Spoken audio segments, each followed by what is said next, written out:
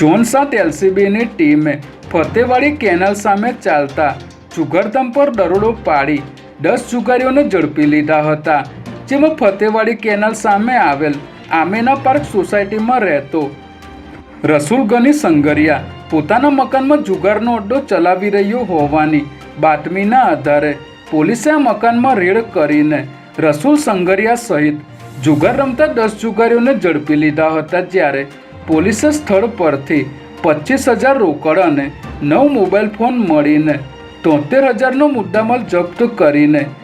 Vejalpur police સ્ટેશનમાં ફરિયાદ નોંધાવી હતી.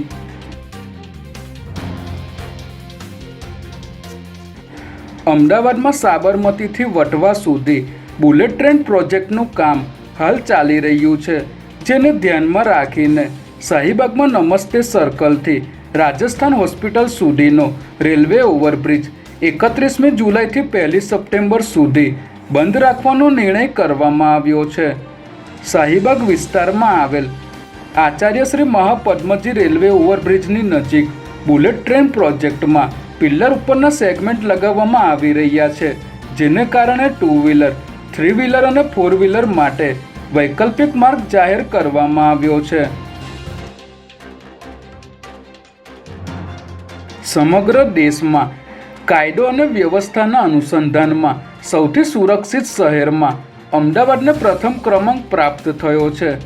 Crime and safety index report 2025માં લોકોની સુરક્ષા, કાયદો અને વ્યવસ્થા સહિતના વિવિધ બાબતો અંગે દેશભરના 263 જેટલા શહેરોમાં સર્વે કરાયો હતો, ત્યારે સેફ્ટી ઇન્ડેક્સમાં અમદાવાદને 100માંથી 68.3 પોઈન્ટ મળ્યા હતા. અમદાવાદ શહેર દેશનું એકમાત્ર શહેર છે કે જેના 25,000 કેમેરા પોલીસ કંટ્રોલ રૂમ સાથે જોડાયેલા છે, જેના કારણે ગુનાખોરી અટકાવવામાં નોંધનીય સફળતા મળી છે.